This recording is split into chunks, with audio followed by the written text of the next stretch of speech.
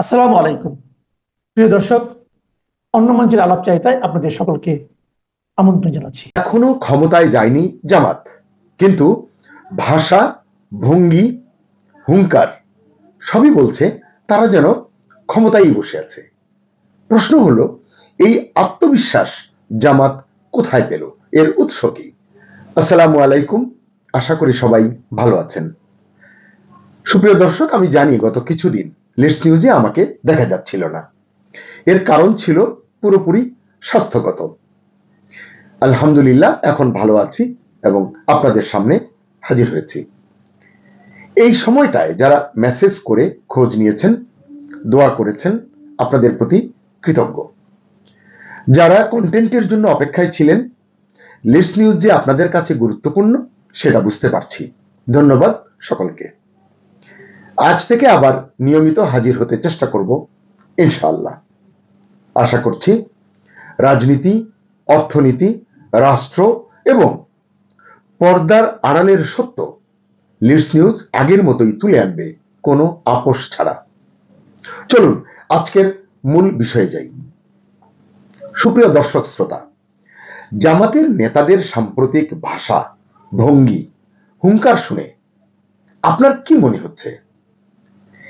এটা কি তাদের শুধুই আত্মবিশ্বাস, নাকি ক্ষমতার গন্ধ পেয়ে তারা এমন করছে? আপনারা জানেন, রাজনীতিতে একটা জিনিস খুব পরিষ্কার, বডি ল্যাঙ্গুয়েজ কখনো মিথ্যা বলে না। এজন্যই বলছি, আজকের জামাত নেতাদের দিকে তাকান, দেখবেন তাদের অনেকের কথা বলার ভঙ্গি বদলেছে, শব্দ চয়নে পরিবর্তন এসেছে, তাদের অনেকের চোখের ভাষা বদলেছে, সহনশীলতা কমে গেছে। সবচেয়ে যেটা বেশি দেখা যাচ্ছে সেটা হলো তাদের ধৈর্য অনেক কমে গেছে। এই দেখুন না, বিশেষ করে জামাতের আমির, কিছুদিন আগেও তাকে তুলনামূলক অনেক সংযত মনে হতো, কিন্তু আজ তার কথাবার্তায়ও দেখা যাচ্ছে ক্রোধ, হুঙ্কার, প্রতিপক্ষকে তুই তুকারি করছেন অনায়াসে। সম্প্রতি কর্মজীবী নারীদের নিয়ে যে মন্তব্য তিনি করেছেন, তিনি তাদের পতিতার সঙ্গে তুলনা করেছেন। এসব নিয়ে আমি বিস্তারিত কথায় যাচ্ছি না, কারণ ইতিমধ্যে অনেকে এটি নিয়ে কথা বলেছেন। কিন্তু প্রশ্ন, এমন একজন প্রবীণ রাজনীতিকের এই ধরনের ভাষা, এটা কি তার দলের মডারেট পরিচয় বহন করে? মানে এটা কি কোনো রাজনৈতিক দলের শীর্ষ নেতার ভাষা হতে পারে? একজন রাজনৈতিক নেতা যখন নারীদের এভাবে দেখেন, তখন প্রশ্ন ওঠে, তারা ক্ষমতায় গেলে নারীর অবস্থান কি হবে? এরপর কর্নেল অব অলিকে মুক্তিযুদ্ধের ইতিহাসে অনন্য বানানোর অপ্রয়োজনীয় বিতর্ক কেন উস্কে দেওয়া হলো? এসব বিতর্কের প্রয়োজন কি ছিল? প্রয়োজন যদি থাকে, সেই প্রয়োজনটা কার আসলে? এসব কি ইতিহাস চর্চা, নাকি ইতিহাসকে নতুন ভাবে লিখে নেওয়ার ইঙ্গিত? এই জায়গাতেই মনে হয় জামাতের মুখোশটা একটু একটু করে খুলে যাচ্ছে। একদিকে তারা বলছে তারা মডারেট, গণতান্ত্রিক, পরিবর্তিত, মানে আগের তুলনায় বদলেছে, তারা নিজেরাই বলছে। তারা ক্ষমতায় গেলে শরিয়া আইন চাপিয়ে দেবে না। আবার তাদের কেউ কেউ বলছে ইসলামী আইন পুরোপুরি তারা অনুসরণ করবে, এবং তারা বলছে তারা নারীর অধিকার রক্ষা করবে। অন্যদিকে মাঠে, রাজনৈতিক সমাবেশে, বক্তৃতায় তাদের অনেকের ভাষা হচ্ছে কঠিন, আচরণ হচ্ছে কর্কশ, সহমত না হলেই শুরু হচ্ছে হুমকি ধামকি। এই দ্বিচারিতাই সবচেয়ে বড় প্রশ্ন তুলছে মানুষের মনে। জামাত এবার বলছে সব দলকে তো দেখা হয়েছে, এবার তাদের সুযোগ দেওয়া হোক।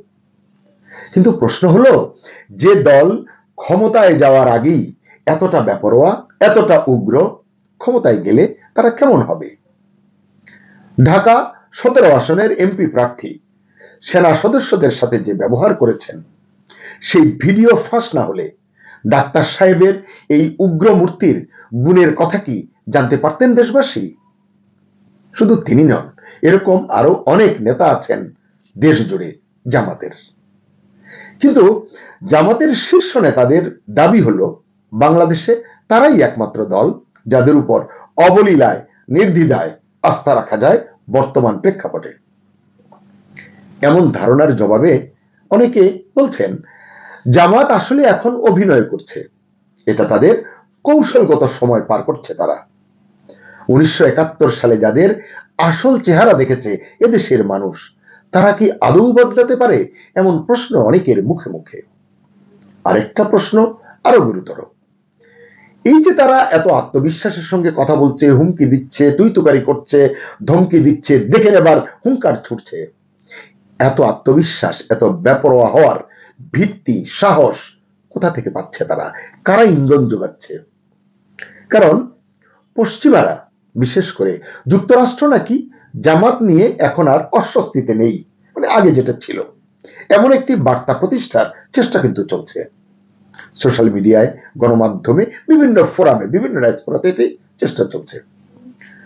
ওয়াশিংটন পোস্টের সাম্প্রতিক প্রতিবেদন, এছাড়া যুক্তরাষ্ট্রের কূটনীতিকের সঙ্গে বৈঠকের অডিও, সব মিলিয়ে একটি স্পষ্ট বার্তা দেওয়ার চেষ্টা চলছে গত কিছুদিন ধরে। এমনও বলা হচ্ছে যুক্তরাষ্ট্র সরাসরি জামাতকে ক্ষমতায় চায়, বন্ধু হিসাবে পেতে চায়। আসলে এমনটি কি এখনই বলা যাবে, কিংবা বলা সঙ্গত? একটি বিষয়ে অনেক বিশ্লেষকের সঙ্গে আমি একমত, সেটা হলো যুক্তরাষ্ট্র বাংলাদেশে একটি দুর্বল, বিতর্কিত, সহজে চাপ দেওয়া যায় এমন সরকার চায়, সেটা জামাত হোক, বিএনপি হোক বা অন্য যে কেউ হোক। কারণ এতে তাদের অনেক লাভ। কারণ এমন সরকারকে প্রয়োজনে শুল্ক চাপ দেওয়া যায়, নিষেধাজ্ঞার ভীতি দিয়ে কাবু করা যায়, বা কূটনৈতিক চাপ দিয়ে যা প্রয়োজন অর্থাৎ সকল স্বার্থ আদায় করে নেওয়া যায়, মানে যুক্তরাষ্ট্র আদায় করে নিতে পারবে। এই হিসাবের রাজনীতিতে জামাত কি যুক্তরাষ্ট্রের জন্য সুবিধাজনক অপশন? আপনার কি মনে হয়? এই বিষয়টি, এই প্রশ্নটি, এই ইস্যুটি ভাববার সময় কিন্তু এখনই।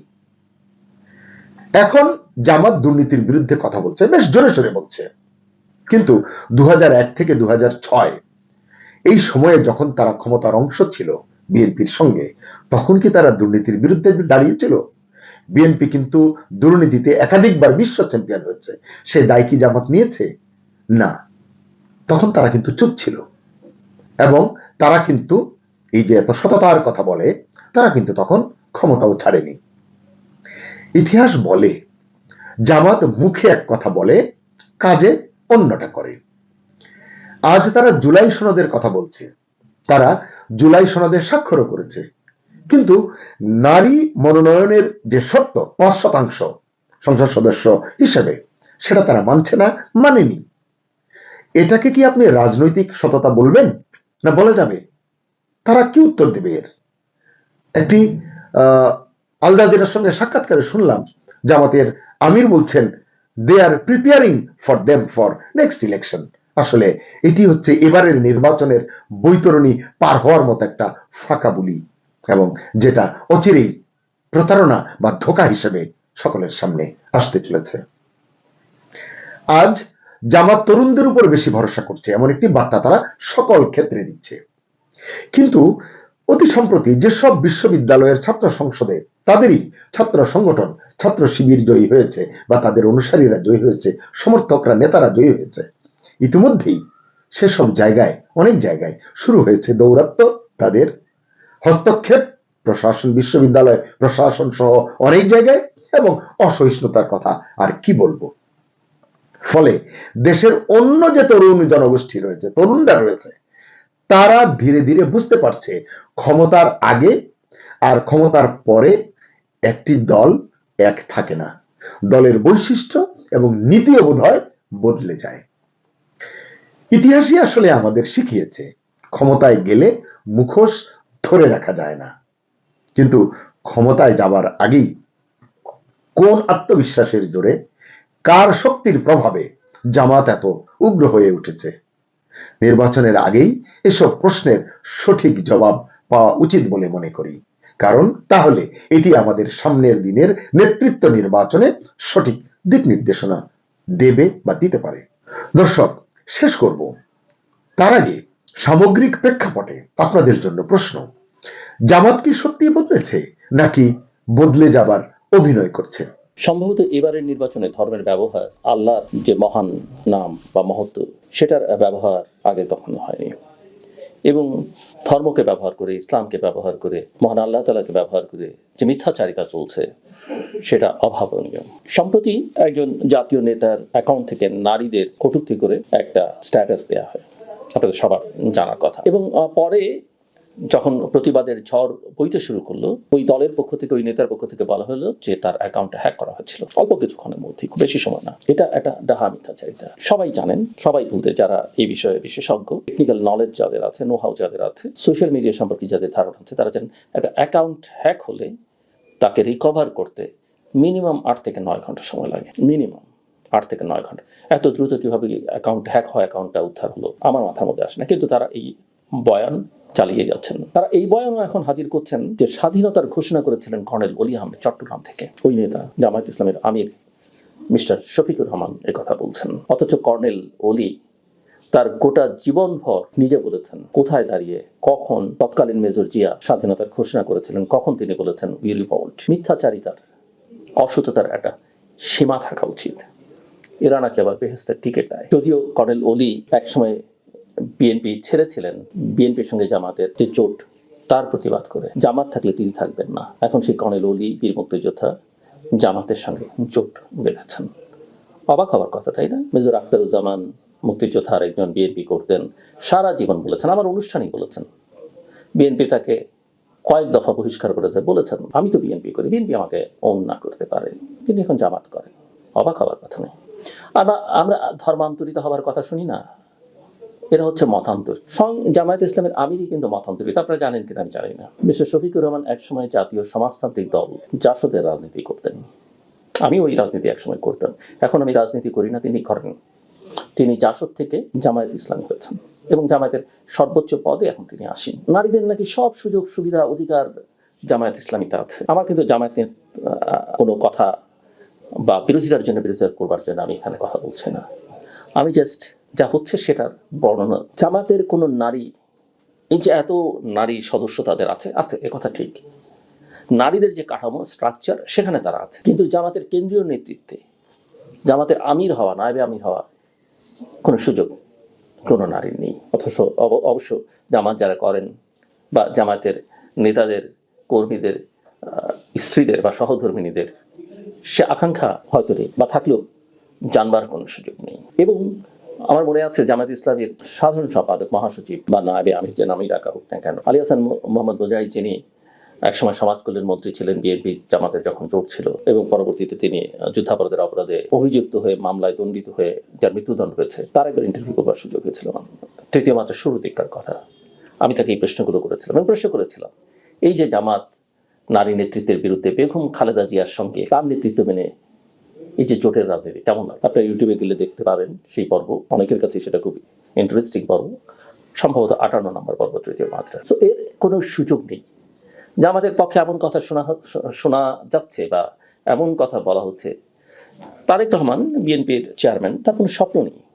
তিনি কথার কথা একটা বক্তৃতায় বলেছেন, আমি স্বপ্নটা দেখি না, আমার প্ল্যান আছে। এটাকে এখন নিয়ে কথাবার্তা বলা হচ্ছে যে তারেক রহমানের কোনো স্বপ্ন নেই। রাজনীতিটা হচ্ছে স্বপ্ন নাগরিক তৈরি করে। কথা ঠিক, প্ল্যান মানে ভাত কাপড় কাজ, এগুলো কোনো কারণে, কিন্তু এগুলো মুখ্য জীবন। আর যারা এই প্রচারণা চালাচ্ছেন তারা একথা বলছেন না যে স্বপ্ন না দেখলে পরিকল্পনা করা যায় না, স্বপ্নের উপর ভিত্তি করেই পরিকল্পনাটা করা হয়। আমি তারেক রহমানের পক্ষে বলছি না, কিন্তু একথাও আমি বহুবার বলেছি যে বাংলাদেশের যে রাজনৈতিক বাস্তবতা, যে বাস্তবতার উপর দাঁড়িয়ে আজকে নির্বাচনটা হচ্ছে, সেই বাস্তবতায় বাংলাদেশে তারেক রহমান ছাড়া মধ্যপন্থার রাজনীতির, মুক্তিযুদ্ধের পক্ষের যে রাজনীতি, অবশ্যই মুক্তিযুদ্ধের চেতনা নিয়ে ব্যবসার রাজনীতি নয়, বাংলাদেশকে ভবিষ্যৎমুখী করবার যে রাজনীতি, এই সময়ের নেতৃত্ব দেবার একমাত্র অপশন বাংলাদেশের জনগণের কাছে। সেদের যা দলই করেন কেন, তারেক রহমান এবং বিএনপি। এর মানে এই নয় আমি বিএনপি করি, আমি কখনো বিএনপি করিনি, এখনো করি না, ভবিষ্যতে করবো না। এবং বিএনপি যদি ক্ষমতায় যেতে পারে, সেদিন থেকে তার দুর্বলতা, ত্রুটি, বিচ্যুতি বা তাকে চ্যালেঞ্জ করা, সেটা তারেক রহমান প্রধানমন্ত্রী, আমি ধরে নিচ্ছি স্বাভাবিকভাবে সেটাই ধরে নেবার কথা। যদি না কোনো অঘটন ঘটে, এবং অঘটন ঘটানো হয়, আমি ঘটবার কথা বলছি না, অঘটন ঘটানো হয়, তাহলে তিনিই প্রধানমন্ত্রী হবার কথা। অবশ্যই তাকে তার কর্মকাণ্ডকে যেগুলো সমালোচনা করবার, চ্যালেঞ্জ করবার, সেটা আমি করবো। এখানে আমার কোনো কার্পণ্য থাকবে না, কার্পণ্য থাকবার কোনো কারণ নেই। এটাই আমার কাজ, প্রতিষ্ঠানকে চ্যালেঞ্জ করা, সরকারকে চ্যালেঞ্জ করা। হ্যাঁ, আমি কোনো পক্ষ নিচ্ছি না, আমি কোনো পক্ষের ভোটও দিতে যাচ্ছি না, কিন্তু দেশের সঙ্গে বিশ্বাসঘাতকতা করা, দেশের স্বার্থের বিপরীতে গিয়ে কথা বলা, জনগণের স্বার্থের বিপরীতে গিয়ে কথা বলা আমার পক্ষে সম্ভব নয়। এখানে কোনো পক্ষপাতিত্ব, নিরপেক্ষতার কোনো ব্যাপার নেই। আজকে বেহেস্তের টিকিট দেয়া, আজকে টাকা দেয়া, ভোটারদেরকে নানা প্রলোভন দেয়া, এই রাজনীতি নোংরা রাজনীতি, ন্যাক্কারজনক। আমরা শুনছি কি অশালীন ভাষায় সামাজিক যোগাযোগ মাধ্যমে তাতেই বট বাহিনী তৈরি করা হয়েছে, বক্তৃতায় বিবৃতিতে কি ধরনের কথাবার্তা বলা হচ্ছে। যদিও জামাতের নেতারা বলছেন, বিশেষ করে আমির ইতিমধ্যেই বলেছেন যে এই বৈরিতা, এই শত্রুতা নির্বাচনের পরে থাকবে না। নির্বাচনের আগে এরকম থাকতে হবে কেন? আমার প্রশ্ন তার কাছে এবং তাদের কাছে। করিডোরে নানা রকমের কথা, নির্বাচনটা যেভাবে এগুচ্ছে তাতে নির্বাচন থেকে যে কেউ সরে যেতে পারে। কোনো স্বনামধন্য প্রার্থী, গত 17-18 মাসে বহুল আলোচিত প্রার্থী, তাদের নির্বাচনী এলাকায় কোনো কর্মকাণ্ড এখনো শুরু করেননি। কথা যদিও আছে যে দুপক্ষেই, কারণ দুপক্ষেরই নির্বাচন নিয়ে নানা অভিযোগ আছে, নির্বাচন থেকে সরে যেতে পারে। তবে একটা পক্ষের আশঙ্কা বা সম্ভাবনা যাই বলুন এখানে সেটা বেশি, কারণ তারা নির্বাচনে, তাদের আবার বি টিম, সি টিম আছে। প্রথমে বি টিম বা সি টিমকে সরিয়ে তারা নিজেরাও সরে করতে পারে। কারণ হচ্ছে নির্বাচনে তারা জিততে চায়, জিততেই তাদের হবে। বিএনপি তো ধরেন অতীতে ক্ষমতায় গেছে বেশ কয়েকবার, সাধারণভাবে একটা পারসেপশন যে তারাই সবচেয়ে বড় দল। কিন্তু যে ছোট দল যারা একা করলে 3টে আসন, অন্যের সঙ্গে করলে 17-18টি আসন, ধরেন 20টি আসন, সর্বোচ্চ 30টি আসন পেতে পারে, অন্যের সঙ্গে জোট করলে। নিজেরা একা করলে হয়তো সর্বোচ্চ 10-12টি আসন পেতে পারে, বা জোট টোট করবার কারণে 20-25টা 30টা পেতে পারে। তারা যখন মনে করে যে তারা ক্ষমতায় যাবে, এবং তারা যখন খুবই একটা রেজিমেন্টেড ফোর্স, ডিসিপ্লিন ফোর্স, যেভাবেই বলেন না কেন, এবং মাঠের লড়াইও তারা বেশ পারদর্শী, এবং গত 17-18 মাসে তারা যে অনুকূল পরিবেশ পেয়েছে, যে কোনো কিছু করতে তারা পারে। আর নির্বাচন কেমন হবে? এই নির্বাচন সম্পর্কে আমার গতকালকে শো বা আজকে সকালে যেটা পুনঃপ্রচারিত হয়েছে সেটা যারা দেখেছেন তারা দেখবেন যে বাংলাদেশের নির্বাচন ব্যবস্থা সংস্কার কমিশনের প্রধান ডক্টর বদিউল আলম মজুমদার, যিনি জাতীয় ঐকমত্য কমিশনের একজন অত্যন্ত গুরুত্বপূর্ণ সদস্য, তিনি বলছেন যে নির্বাচন কমিশন আসলে অনেক ভুল ত্রুটি ইতিমধ্যেই করেছে। বা কাউন্টারপার্ট যিনি ছিলেন তিনিও বলছেন, সরকারের নিরপেক্ষতা নিয়ে প্রশ্ন তুলেছেন, নির্বাচনী ব্যবস্থা নিয়ে প্রশ্ন তুলেছেন। এরকম একটা ব্যবস্থার মধ্যে, এবং পত্রপত্রিকায় আরো নানা খবর আছে, এখান থেকে ওখান থেকে সন্ত্রাসীরা ঢুকে পড়েছে, জঙ্গিরা ঢুকে পড়েছে। আমি নিজে জানি না, আমি পত্রপত্রিকার সূত্র ধরে বলছি। সামনের দিনগুলো বাংলাদেশের জন্য অত্যন্ত কঠিন। নির্বাচন না হলে, নির্বাচনের দিন, নির্বাচন হলে, নির্বাচনের পরে খুবই কঠিন দিন। এটা সামলানো সবার জন্য কঠিন হয়ে উঠবে, কেননা স্টিয়ারিংটা এখনো পুরোপুরি অশুভ শক্তির নিয়ন্ত্রণে। আমার কথা, তুরস্কের এই পত্রিকাটি স্পষ্টতই বলছে যে বাংলাদেশে ইসলামপন্থী রাজনীতির যে ব্যাপক উত্থান হয়েছে রাষ্ট্রের কোনো পৃষ্ঠপোষকতা ছাড়া, মানে রাষ্ট্র যখন তাকে একরকমের চেপে রাখতে চেয়েছে তখন রাষ্ট্রের বাইরে সে সংগঠিত হয়েছে, কোনো রকম জবরদস্তি ছাড়াই সে একরকমের আস্থা অর্জন করেছে।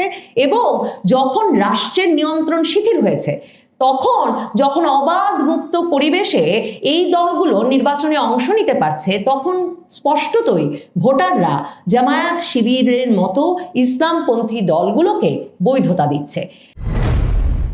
বাংলাদেশের নির্বাচনের আর সপ্তাহখানেক মাত্র বাকি থাকতে তুরস্কের সবচেয়ে প্রভাবশালী দৈনিক, তুরস্কের প্রেসিডেন্ট রেচেপ তাইপ এরদোগানের দল জাস্টিস অ্যান্ড ডেভেলপমেন্ট পার্টি একেপির মুখপাত্র হিসেবে পরিচিত অত্যন্ত প্রভাবশালী ইংরেজি দৈনিক ডেইলি সাবা বাংলাদেশকে এবং এই পুরো অঞ্চলকে মনে করিয়েছে বাংলাদেশের সাম্প্রতিক ছাত্র সংসদ নির্বাচনগুলোর ফলাফল, এবং তাদের বিশ্লেষণে তারা বলেছে যে ডাকসু সহ ছাত্র সংসদ নির্বাচনগুলোতে বাংলাদেশের রাজনীতিতে যে নতুন বার্তা এসেছে সেটা পুরো অঞ্চলকেই একটা নতুন বার্তা দিচ্ছে বটে। এই পত্রিকাটি, ডেইলি সাবা পত্রিকাটি, সারা পৃথিবীতেই আগ্রহী পাঠকেরা লক্ষ্য রাখেন তুরস্কের সরকার কিভাবে আঞ্চলিক রাজনীতিকে বিশ্লেষণ করছেন, কোনো একটি দেশের পরিবর্তনকে দেখছেন, সেসব বিষয়ে বুঝতে। এবং ডেইলি সাবার মতো একটা পত্রিকা যে এই 12ই ফেব্রুয়ারির নির্বাচনের আগে আজকে 5ই ফেব্রুয়ারি এসে ডাকসু নির্বাচন সহ পাবলিক ইউনিভার্সিটিগুলোতে বাংলাদেশের চমক জাগানো বিজয় ইসলামী ছাত্র শিবিরের, সেটা মনে করালো এবং তা থেকে কি বার্তা পাওয়া গেল সে বিষয়ে নিবন্ধ রচনা করলো। তাতে একরকম পরিষ্কার যে তুরস্কের সরকার, তুরস্কের গণমাধ্যম একভাবে বাংলাদেশের রাজনীতিতে জামায়াতে ইসলামীর এবারের নির্বাচনে উত্থানের বিষয়ে নিশ্চিত বোধ করছে। জামায়াতে ইসলামী কি জিতবে এই নির্বাচনে সে বিষয়ে তারা সরাসরি কিছু বলে নাই, কিন্তু তারা সুস্পষ্টভাবে তাদের এই বিশ্লেষণে বলেছে যে যদি নির্বাচন অবাধ হয়, যদি ইসলামপন্থী দলগুলোকে কোনো বিশেষ কারণ দেখিয়ে আটকে না রাখা হয়, বাধাগ্রস্ত করা না হয়, তাহলে নির্বাচনে ভোটাররা কাদেরকে পছন্দ করেন সে বার্তা পরিষ্কার হয়েছে বাংলাদেশের সাম্প্রতিক ছাত্র সংসদ নির্বাচনগুলোতে। ডেইলি সাবা তার এই বিশ্লেষণের শুরুতেই বলেছে যে একটা যে সুস্পষ্ট রাজনৈতিক ইঙ্গিত বাংলাদেশের রাজনীতিতে সাম্প্রতিক ছাত্র সংসদ নির্বাচনগুলো দিল, সেটার সবচেয়ে বড় প্রমাণ হচ্ছে এটা যে এই ক্যাম্পাসগুলোতেই দীর্ঘ সময় ধরে, দশকের পর দশক ধরে এই ক্যাম্পাসের ছাত্ররা মূলত বামপন্থী এবং জাতীয়তাবাদী ধারার রাজনীতি পছন্দ করে বলে ক্যাম্পাসগুলোকে একটা ফিক্সড পলিটিক্যাল অ্যালাইনমেন্টের মধ্যে বেঁধে ফেলা হয়েছিল, এক রকমের পূর্ব নির্ধারিত রাজনৈতিক চর্চায় বেঁধে রাখা হয়েছিল। এবং এই পত্রিকাটি মনে করাচ্ছে যে 90-এর দশক থেকে বাকি সব ছাত্র সংগঠনের একটা পারস্পরিক সিদ্ধান্তের ভিত্তিতে বাংলাদেশের কোনো ছাত্র সংসদ নির্বাচনে 90-এর পর থেকে ইসলামী ছাত্র শিবিরকে অংশগ্রহণ করতে দেওয়া হয় নাই। ইসলামী ছাত্র শিবির এই যে অংশ নিতে পারে নাই। ডেইলি সাবা বলছে যে বাংলাদেশের রাজনীতি দীর্ঘ সময় ধরে আঞ্চলিক রাজনীতি, আঞ্চলিক কূটনৈতিক নানা হিসাব নিকাশ এবং নিরাপত্তা ঝুঁকি এসব বিবেচনা দ্বারা নিয়ন্ত্রিত হয়েছে। এবার যখন ছাত্র সংসদে প্রথমবারের মতো এমন অবস্থায় ছাত্ররা ভোট দিতে পেরেছেন যখন তারা আসলে অবাধে ভোট দিতে পেরেছেন, ডেইলি সাবার ভাষায়, যে যখন কোনো একটি আদর্শকে চাপিয়ে রাখার চেষ্টা হয় নাই, তখন ভোটাররা কাকে পছন্দ করেছেন সেটা অত্যন্ত তাৎপর্যপূর্ণ। তুরস্কের এই পত্রিকা বলছে ভাববার কোনো কারণ নাই ছাত্ররা হঠাৎ তাদের আদর্শ পরিবর্তন করেছেন, বরং এটা উপলব্ধি করবার বিষয় যে তারা অনেক দিন ধরেই এই আদর্শের রাজনীতির অনুসারী ছিলেন, কিন্তু তাদের পছন্দের দলটি যেহেতু নির্বাচনে বা কোনো রাজনৈতিক পরিসরে উন্মুক্তভাবে অংশগ্রহণ করতে পারছিল না, তাই তারা ওই দলটিকে পছন্দ করে নিতে পারে নাই। তাই পূর্ববর্তী ক্ষমতাসীন দলের পতনের পর যখন একটা পরিবর্তিত পরিস্থিতিতে সেই দলটি অর্থাৎ ইসলামী ছাত্র শিবির, জামায়াতে ইসলামী, তারা উন্মুক্তভাবে রাজনীতিতে আসতে পেরেছে এবং ভোটাররা উন্মুক্তভাবে বাধাহীনভাবে ভোট দিতে পেরেছে এবং কোনো ক্ষমতাসীন পক্ষ ক্যাম্পাসের রাজনীতিকে একটি ধারায় বেঁধে রাখতে ক্ষমতার প্রয়োগ করে নাই, তখন ছাত্ররা ঠিক মতো তাদের পছন্দটা প্রকাশ করতে পেরেছে। এবং এই কথাটাই, এই বার্তাটি তুরস্কের গণমাধ্যম দিতে চাইছে যে আগামীর জাতীয় নির্বাচনে এই বার্তাটি হয়তো বাংলাদেশের ভোটাররা দেবেন, কারণ যেটা তারা বলতে চাইছে বাংলাদেশে অনেক হিসাব নিকাশ করে এই যে একটা বাম এবং জাতীয়তাবাদী ধারায় বাংলাদেশের রাজনীতিকে আটকে রাখার প্রচেষ্টা, সেটা আগস্টের পর বাধাগ্রস্ত হয়েছে। ডেইলি সাবা মনে করাচ্ছে যে দীর্ঘ প্রায় 3 দশক পর 2019 সালে ডাকসু নির্বাচন অনুষ্ঠিত হয়েছিল বটে, কিন্তু সেবারেও পুরোপুরি পুনরুদ্ধার করা যায় না এই ঐতিহ্যকে, কারণ সেবারও প্রার্থিতা ও প্রতিযোগিতা সীমাবদ্ধ থাকে ক্ষমতাসীন দলের ছাত্র সংগঠন এবং তাদের অনুমোদিত কিছু দলের মধ্যে।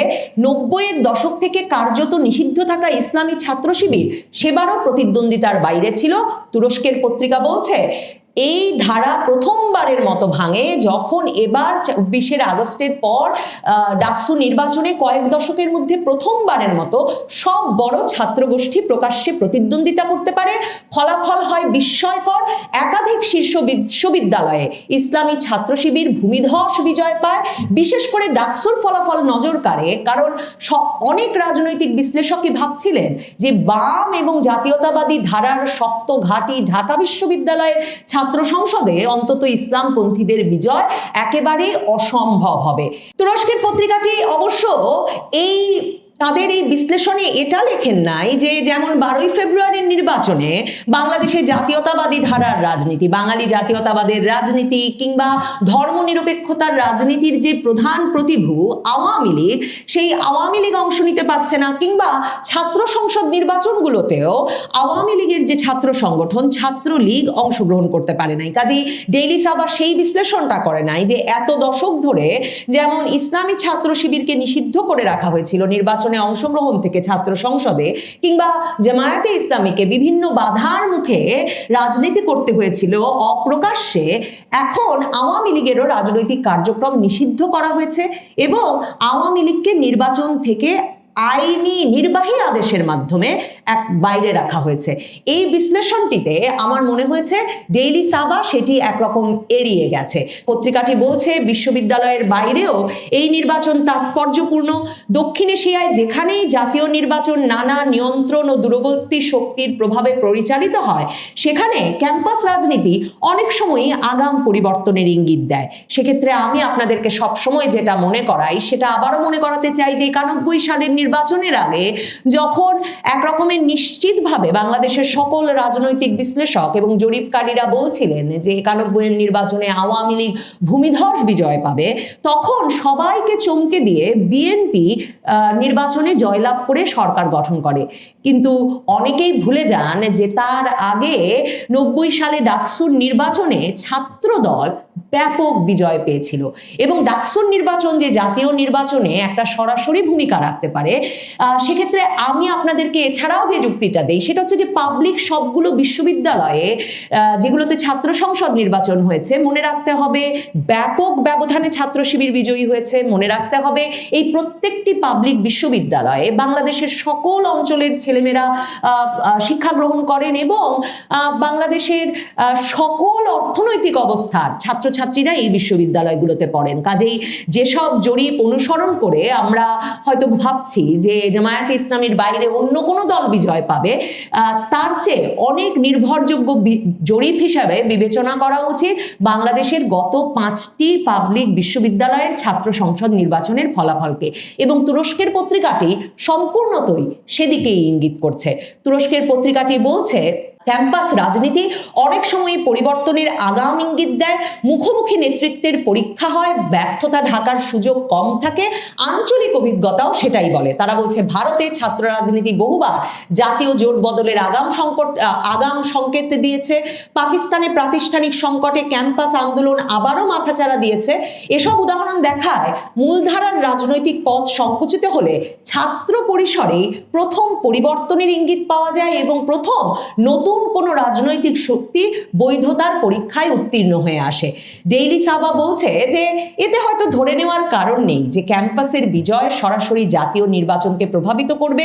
ছাত্র নির্বাচন সাধারণ নির্বাচনের কোনো ক্ষুদ্র সংস্করণ নয়, তবে এগুলো গুরুত্বপূর্ণ বার্তা উন্মোচন করে যে রাষ্ট্রের বাইরে কে সংগঠিত হতে পারে, জবরদস্তি ছাড়া কে আস্থা অর্জন করে, আর নিয়ন্ত্রণ শিথিল হলে কে বৈধতা পায়।